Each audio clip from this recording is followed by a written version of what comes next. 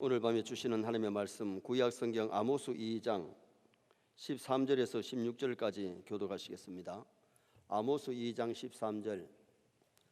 보라, 곡식 단을 가득히 실은 수레가 흙을 누림같이 내가 너희를 누르리니 빨리 다람질하는 자도 도망할 수 없으며 강한 자도 자기 힘을 낼 수 없으며 용사도 자기 목숨을 구할 수 없으며 활을 가진 자도 설 수 없으며 발이 빠른 자도 피할 수 없으며 말 타는 자도 자기 목숨을 구할 수 없고 용사 가운데 그 마음이 굳센 자도 그날에는 벌거벗고 도망하리라. 여호와의 말씀이니라. 아멘. 한번 따라 하시겠습니다. 용사도 자기 목숨을 구할 수 없으며, 우리 앞서 9절에서 12절에 이스라엘 백성들의 배은의 죄를 상고했습니다. 하나님의 은혜를 배신했어요. 이방 나라가 아니고 하나님을 섬긴다고 하는 이스라엘 백성들이 하나님의 은혜를 저버렸는데, 가나안 정복 때에 베풀어 주신 은혜 저버렸다 그랬죠. 출애굽하게 하신 은혜, 광야에서 지켜주신 하나님 은혜를 저버리면 안 되는데 그 은혜를 다 배은해버리고 말았어요.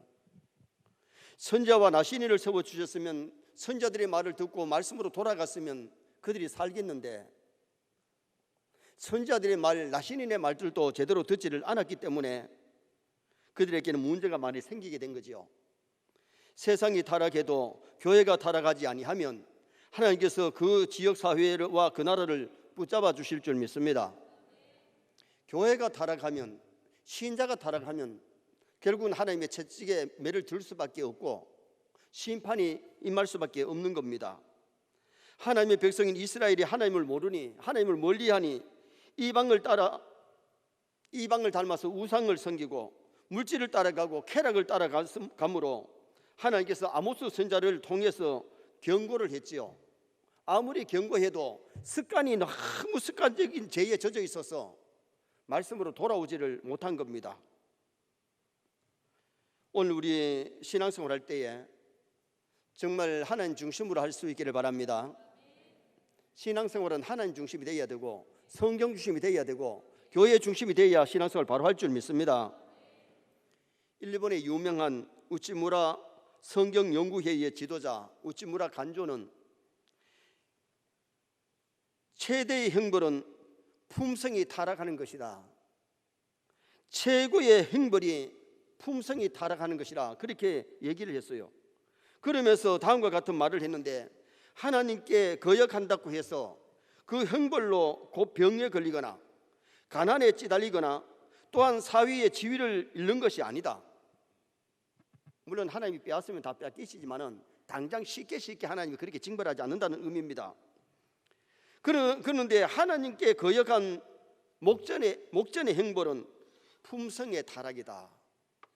그러면서 거룩한 것과 고귀한 것이 보여지지 않고 비루한 것과 저속한 일을 추구하게 되는 것을 뜻한다 그랬어요. 여러분, 은혜 받으면 거룩한 것을 추구할 줄 믿습니다. 정말 은혜 받으면 하나님을 기쁘시게 해드리고 아름다운 역사를 남기려고 노력하지만은 품성이 타락하면 제약을 추구하게 되고 잘못된 길을 따라가기 때문에 품성의 타락이 하나님하고 멀어지고 결국 그 사람이 불행해진다는 것을 일본의 우치무라 간조는 얘기를 했습니다. 그러면은 교회에 대한 하나님의 채찍, 교회가 타락할 때 하나님이 채찍질 하시는데, 오늘 이 본문에서 하나님의 채찍이 어떤 것이냐? 첫째는 예언자들의 말씀을 듣지 않음이 타락이고 채찍을 불러왔어요.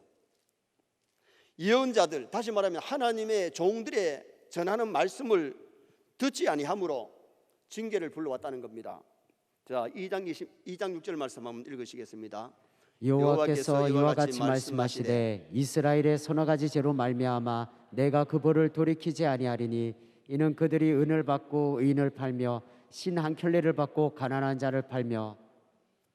여호와께서 이와 같이 말씀하시되, 하나님이 말씀하실 때 말씀을 귀담아 듣고 회개할 것 회개하고 고치면 말씀으로 돌아가게 되잖아요.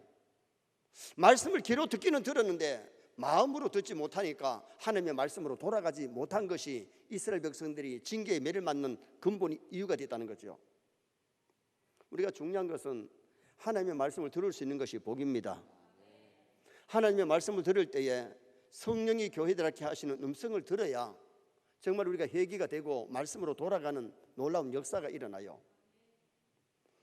1장 3절에 보면 여호와께서 이와 같이 말씀하시되 그랬고, 1장 6절에도 보면 여호와께서 이와 같이 말씀하시되 그랬고, 1장 9절에도 보면 그 말씀을 했고, 1장 11절에도 그 말씀을 했고, 2장 1절에도 그 말씀을 했어요. 여호와께서 이와 같이 말씀하시되.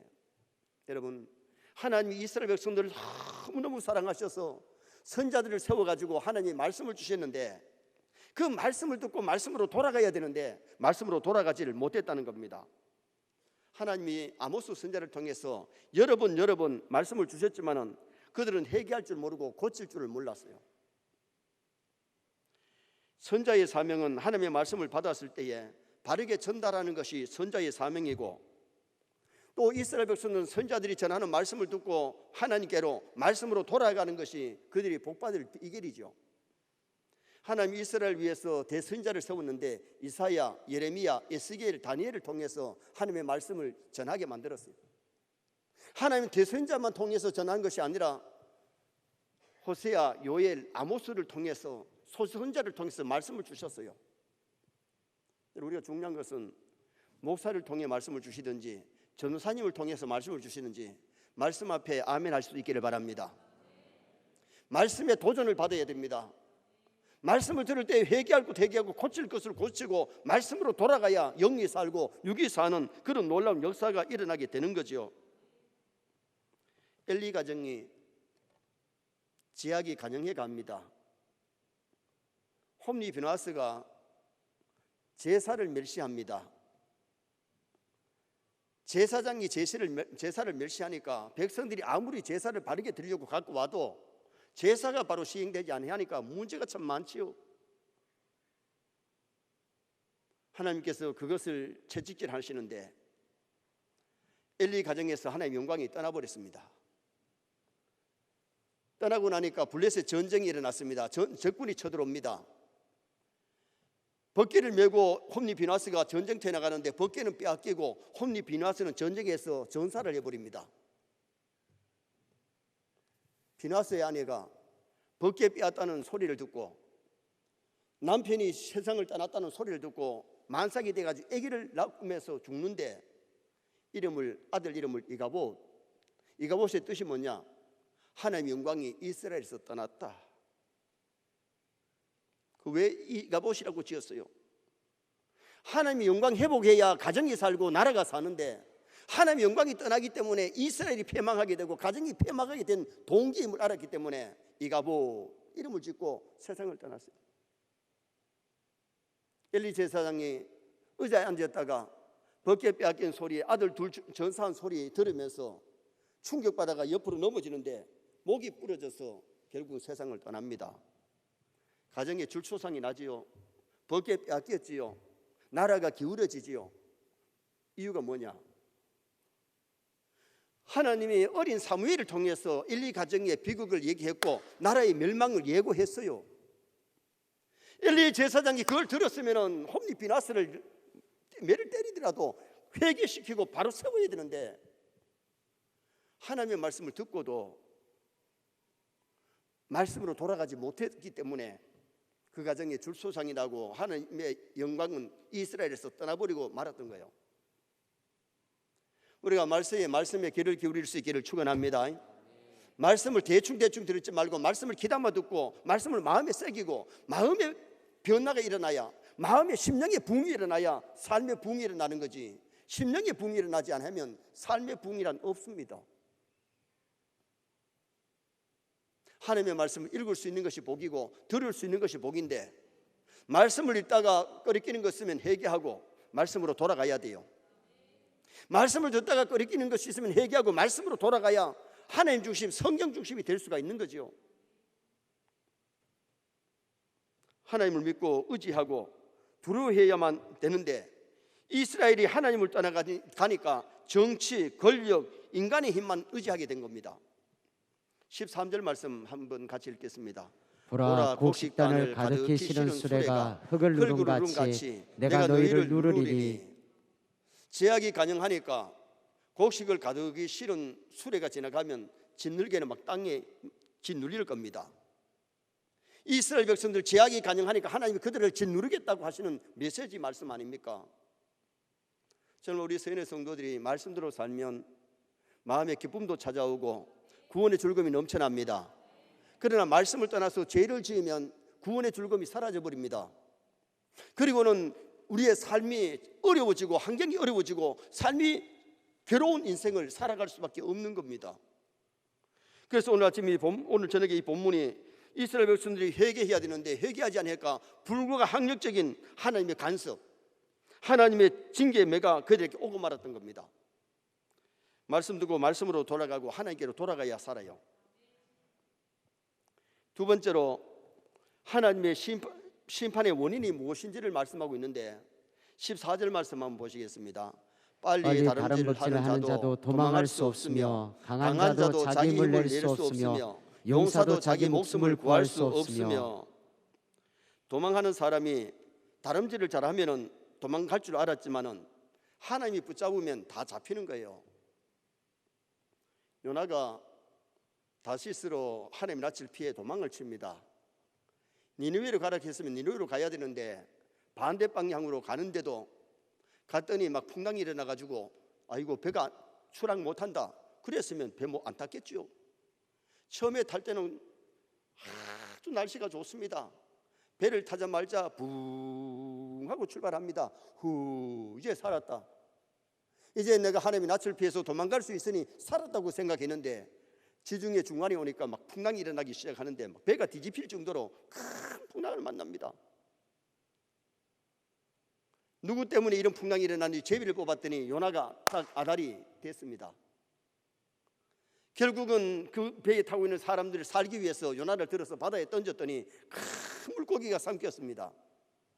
여러분 고기 배 속에 들어가는 캄캄하고 비린내 나고 생지옥 같습니다. 그 고기 배 속에서 회개하고 다시 니느웨에 가서 복음을 전했던 요나를 봅니다. 여러분 아무리 인간이 도망을 가도 하나님 붙잡으면 다 붙잡히는 거예요. 여러분 하나님 피해서 도망가지 마시기를 바랍니다. 도망가면 풍랑 만나고 도망가면 지옥 같은 캄캄한 수월의 뱃속에서 고통하는 요나가 되고 마는 거죠. 강한 자가 힘을 낼 수 없다고 말씀했는데 천하장사 삼손이 하나님이 함께할 때는 낙이 특배로 블레셋 사람 1,000명을 해치웠습니다. 그런데 머리 깎이고 나니까 힘이 다 사라져 버렸습니다. 붙잡혀가지고 연자맷돌 돌리면서 노예 생활을 하게 되는 그 삼손. 눈알 빼앗기니까 얼마나 답답하겠어. 보던 사람이 보지 못하니까 얼마나 답답하고 블레셋 사람이 노예가 돼가지고 연자맷돌을 돌리면서 주여 내가 잘못했습니다. 나 신인의 사명을 지키지 못했습니다. 내가 기생을 사랑하고 내가 술에 취해가지고 정신이 없었습니다. 머리 깎였습니다. 용서해달라고 얼마나 회개했겠어요. 그런데 머리가 점점 자라서 마지막에 기둥을 넘어뜨리면서 원수를 갖고 블레셋 사람들을 진멸했지만은 만약에 그러지 않았다면 삼손은 다 큰 일을 할 수 있는 사사가 됐을 겁니다. 오늘 우리가 말씀대로 못 살면 영적인 힘을 잃어버립니다. 세뇌 모든 성도가 모두가 말씀대로 사시기를 축원합니다. 삼손이 그렇게 고통당한 것은 그것이 일시적으로는 자신에게 심판이 아니겠어요? 나 신인의 사명을 다했으면 머리 깎이지 않았으면 하나님의 큰 영광을 나타낼 수 있었겠는데 힘을 잃어버리고 나 신인의 사명을 못했기 때문에 비극이 찾아오고 말았던 거죠. 오늘 우리가 중요한 것은 아무리 힘을 내려고 해도 인간이 하나님이 도우지 않으면 힘을 낼 수가 없어요. 힘도 권력도 하나님이 주셔야 될 줄 믿습니다. 용사도 자기 목숨을 구할 수 없다 그랬는데 기드온의 300명 용사를 봐요. 32,000명이 다 나가도 모자라는데 하나님 숫자 많다고 줄고 돌아가게 만들고 300명이 나갔는데 여호와를 위하라 기드온을 위하라 그랬을 때에 적들이 자기들이 치고받아가지고 미디안이 다 쓰러지고 거기서 큰 승리를 거두는 역사가 일어나게 된 거죠. 골리앗 용사도 보세요. 뭐 키가 크고 힘이 세고 골리앗의 소리를 지르니까 아무도 이스라엘 군사들이 막 벌벌 떨고 못 나오는데 소년 다윗이 내가 저놈을 해치우겠다고, 어떻게 저놈이 하나님을 갖다다 모독하느냐고. 그러면서 전쟁에 나갈 때 다윗이 뭐라 그래요? 너는 칼과 단창을 믿고 나오지만은 나는 만군의 여호와 이름으로 가노라. 물맷돌을 들고 때리는데 여러분, 덩치가 크니까 물맷돌을 얼마나 잘 먹겠어요? 덩치 크잖아요. 키도 크고 덩치가 크니까 물맷돌 대충 해도 안 맞겠습니까? 그런데 그 물맷돌이 투구에 맞으면 핑 날아갑니다. 갑옷에 맞으면 핑 날아갑니다. 그런데 하나님이 도우니까 물맷돌 한 방에 골리앗 이마에 정탈을 해가지고 흔들흔들하더니 완전히 KO되고 말았잖아요. 여러분, 중요한 것은 하나님이 힘 주셔야 돼요. 하나님 붙잡아 주셔야 돼요. 그래서 용사도 자기 목숨을 구할 수 없다고 본문에서 말씀하고 있는 거죠. 예언자 아모스가 활동하던 BC 8세기경에 이스라엘과 유다는 분열 왕국 후에 최고의 물질적인 풍요와 강력한 국력을 길렀습니다. 우시야 임금이 50년 동안 나라를 다스리면서 국방이 튼튼해졌고 나라가 부강했어요. 그러니까 이스라엘 백성들이 부를 누릴 수가 있고 정말 풍요를 누릴 수 있는 그런 경우가 되었는데, 문제가 뭐냐? 믿음으로 사는 사람은 하나님이 주신 걸 가지고 바르게 쓰고 부를 바르게 사용하지만은 하나님을 없이 믿음으로 살지 못하는 사람들은 그걸 가지고 못하느냐? 사치하고 죄를 짓는 소수의 특권자들이 권력과 경제력을 바탕으로 해서 이스라엘 평민 공동체를 붕괴시키고 가난하고 소외된 자를 억압하고 모든 부와 권력을 독점하였고 악의 상승작용에 의해 가지고 하나님의 말씀보다가 돈과 권력을 더 숭배했다는 겁니다. 더 의지했다는 겁니다. 세계 모든 성도는 어떤 환경 속에서도 돈을 의지하지 마시기 바랍니다. 하나님 신뢰하시기 바랍니다. 권력을 의지하거나 세상의 것 의지하지 말고 전능하신 하나님 의지하고 믿음으로 살 때에 하나님 주신 부를 오래 누리는 삶이 이루어집니다. 이스라엘 백성들이 하나님을 떠나서 이방신을 섬기고 자본주의에 의해서 사치와 향락과 간음과 살인과 강도가 판을 치게 되니까 정의가 이스라엘에서 사라져버린 거예요. 사회의 도덕이 사라져버리고 말 거예요. 같은 시대를 살아도 정말 믿음으로 말씀대로 바르게 사는 사람이 있는가 하면 부 때문에 타락하고 하나님을 떠나서 살아가는 그런 사람들, 돈이나 권력을 의지하는 사람들이 참 많다는 겁니다. 오늘날도 우리나라가 부를 누리고 있습니다. 어느 시대보다도 부를 누리는 이 시대에 살고 있는데 우리는 그 부에 빠져가지고 사치하고 음란하고 죄악 가운데 빠지는 것이 아니라 오늘 이 시대의 믿음 잘 지키고 말씀대로 살아가는 나와 여러분 될 수 있기를 주님의 이름으로 축원합니다. 마지막 세 번째로, 심판은 구원을 전제로 한다는 것을 보여줍니다. 심판은 구원을 전제로 합니다. 자, 15절 말씀 읽으시겠습니다. 활을 가진 자도 설 수 없으며 발이 빠른 자도 피할 수 없으며 말 타는 자도 자기 목숨을 구할 수 없고. 활을 가져도 발이 빨라도 말을 타도 자기 목숨을 구할 수 없다는 것은 구원은 스스로 이루어질 수 없다는 거예요. 죄인이 구원받는 데는 하나님의 은혜가 있어야 구원받을 줄 믿습니다. 에베소 2장 8절 말씀 한번 보시겠습니다. 너희는 그 은혜에 의하여 믿음으로 말미암아 구원을 받았으니 이것은 너희에게서 난 것이 아니요 하나님의 선물이라. 너희는 그 은혜를 인하여, 하나님의 은혜를 인하여 믿음으로 말미암아 구원을 얻었으니 이것이 너희에게 난 것이 아니요 하나님의 선물이다. 하나님 은혜를 주셔야 믿음이 생깁니다. 믿음 선물 주셔야 하나님의 자녀가 되지, 은혜 안 주는데 믿음 없는데 하나님의 자녀 되고 구원받을 수가 없다는 거예요. 구원이 인간의 행위로 되어진 것이 아니기 때문에. 에베소 2장 9절 말씀 또 읽어보시겠습니다. 행위로 난 것이 아니니 이는 누구든지 자랑하지 못하게 함이라. 아멘. 은혜가 선물이고 믿음이 선물이고 구원이 하나님의 선물입니다. 은혜 받았습니까? 하나님이 주셨어요. 믿음이 하나님의 선물이에요. 구원이 하나님의 선물이에요. 자녀된 것이 복이에요. 은혜를 받아야 믿음을 갖게 되고, 믿음이 있어야 천국 가고, 믿음이 있어야 하나님의 자녀되고 구원받는 거지, 인간의 힘으로 구원받을 수가 없다는 거예요. 노아가 구원받은 것이 자기의 행위로 되어지냐? 행위로 된 것이 아니에요. 창세기 6장 8절 말씀 한번 읽어보시겠습니다. 그러나 노아는 여호와께 은혜를 입었더라. 아멘. 은혜를 입었기 때문에 방주를 지으라고 하니까 순종할 수 있었지. 120년 후에 되어질 일을 은혜 안 받고는, 믿음 없이는 120년 동안 방주 만들 수가 없어요. 여러분, 우리가 중요한 것은 정말 은혜 받으시기를 주님의 이름으로 축원합니다. 은혜 받으면 사람이 성화가 되지만은, 은혜를 못 받으면 지구 마커도 변질이 되어버려요. 변질 때문에 좋은 일꾼이 안 되는 거예요. 은혜 받아야 성화가 되고, 은혜 받아야 아름답게 믿음이 성장해서 하나님의 기쁨이 될 수 있는 성도가 될 수 있기 때문에,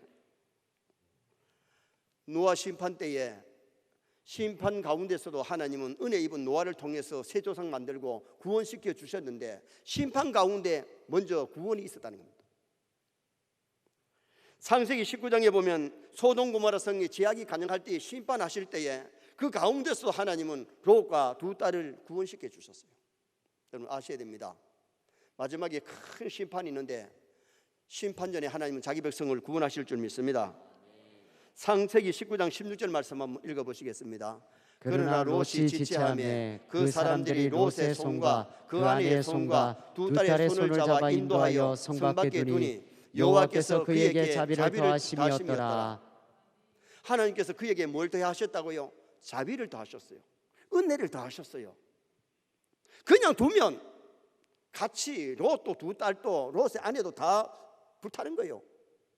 그런데 손을 잡아가지고 끌어냈는데, 뒤돌아보지 말라 그랬는데 롯의 아내는 뒤돌아보다가 롯의 아내도 결국은 소금기둥이 되고 구원을 못 받았죠.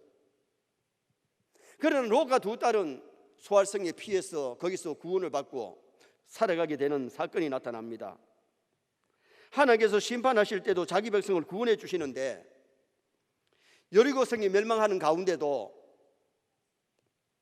광야에서 행하신 하나님의 말씀을 듣고 믿음을 가졌던 기생 라합은 정탐꾼들을 영접합니다. 그리고 붉은 줄을 창문에 메고 자기 부모, 형제, 일가 친척들을 자기 집에 못 두고, 붉은 줄을 맨 그 집 안에 있었던 사람들은 여리고가 심판받을 때, 멸망할 때에 그 가정은 구원을 받았습니다. 그 붉은 줄을 창문에 맨 그것은 뭘 상징하느냐? 주로 주님의 피값으로 사신 교회를 상징합니다. 하나님은 택한 백성을 교회로 부르시는 줄 믿습니다. 나만 교회 나오고 예수 믿는 것으로 만족하지 말고, 믿지 않는 부모 형제들 전도해서 교회로 나와서 택한 백성을 하나님이 부르시는데, 콜링하는데 어디로 부르느냐? 교회로 우리를 불러요. 교회에서 예배드리는 가운데, 말씀 듣는 가운데 성령으로 거듭나게 만들고 믿음이 자라게 만들고 천국 백성으로 훈련시키기 때문에, 붉은 줄을 맨 집에서 나가면 정탐꾼들 책임 아니고, 들어 안에 있는 사람들이 만약에 생명을 보호받지 못하면 정탐꾼들이 책임지겠다고 약속을 했어요. 우리가 중요한 것은 하나님께서 택한 백성을 교회로 부르시는 겁니다. 하나님이 자기 백성을 교회로 콜링하셔서 교회에서 예배드리는 그 어느 날 하나님 은혜를 주심으로 거듭나고 믿음이 자라고, 그리고 천국 백성 훈련받고 하나님 알들 딸들로 성장하는 그런 은혜 역사가 일어나게 되는 거죠. 그러므로 우리는 말세 성도들, 하나님의 말씀을 듣고 말씀으로 돌아가는 것이 참 중요합니다. 아모스 8장 11절 말씀 한번 읽으시도록 하겠습니다. 주 여호와의 말씀이니라. 보라, 날이 이를지라. 내가 기근을 땅에 보내리니 양식이 없어 주림이 아니며 물이 없어 가람이 아니요 여호와의 말씀을 듣지 못한 기갈이라. 아멘. 마지막 때에 양식이 없어서 줄이는 것이 아니라는 겁니다. 설교 홍수 시대인데도 큰 은혜를 받지를 못해요. 물이 없어 마시지 못하는 것이 아니라 영적인 기갈, 영적인 생수를 마시지 못하는 것이, 그것이 문제라는 겁니다. 사람의 길을 즐겁게 하는 메시지가 길을 즐겁게 할지 모르지만 그 영혼들을 병들게 할 수 있어요. 하나님의 말씀이 바로 선포될 때에 말씀이 생명을 살리는 줄 믿습니다. 그리고 우리가 말씀 듣고 말씀으로 돌아가고 말씀대로 살면 이 땅의 삶도 풍성해지고 저 하늘에 가서 상급받는 아름다운 성도가 될 수 있기 때문에 심판 가운데서도 하나님 구원을 전제로 하시는데, 하나님이 구원하실 때는 하나님이 말씀을 주시잖아요. 소돔과 성을 멸망하시기 전에 천사들을 보내가지고 내일 아침 해 뜰 때에 심판이 임할 것을 알고 그것을 피하라고 일러주잖아요. 노아 시대에 홍수 심판 전에 노아가 방주를 만들면서 120년 동안이나 홍수 심판이 있다고 전했지만은 사람들이 말을 듣지 않고 돌아오지 않았기 때문에 방주 안에 들어오지 않고 문 닫힌 다음에 홍수가 터지고 나서야 와서 노아 할아버지 문 열어달라고 두드리지만은 이미 기회는 지나가 버리고 말았어. 엘리 가정이 사무엘을 통해서 전해지는 말씀을 듣고 정말 가슴 치고 회개하고 고쳤으면 이가봇의 역사는 일어나지 않았을 겁니다. 오늘은 타락한 교회에 대한 심판을 상고했는데 예언자들의 말씀을 듣지 아니함이 심판을 불러왔다는 겁니다. 우리가 하나님의 말씀을 들을 수 있는 것이 복인데 정말 하나님의 말씀을 귀담아 듣고 말씀으로 돌아가야 됩니다. 하나님의 심판의 머리는 이방신을 섬기고 사치, 음란, 간음, 살인, 죄를 저지르고 정의와 도덕이 사라졌기 때문에 결국은 이스라엘에도 심판이 임하고 말았다는 겁니다. 심판은 구원을 전제로 하고 있는데 심판 가운데서도 하나님 먼저 자기 백성을 구원하십니다. 하나님은 자기 백성을 보호하십니다. 믿음으로 말씀대로 살면 하나님께서 보호하시고 구원해 놓고 심판하시는 그런 놀라운 역사가 일어나는데, 세상이 타락했을지라도 교회는 타락하지 말아야 되고 성도는 타락하지 말아야 됩니다. 말씀대로 우리가 살면 소돔과 성에 의인 10명만 있었으면 소돔과 멸망 안 했습니다. 우리가 울산을 지키는 의인 되십시다. 울산을 지키는 파수꾼이 되고 이 나라를 지키는 파수꾼이 되어서 하나님의 뜻을 이루어가는 나와 여러분 되시기를 주님의 이름으로 축원합니다.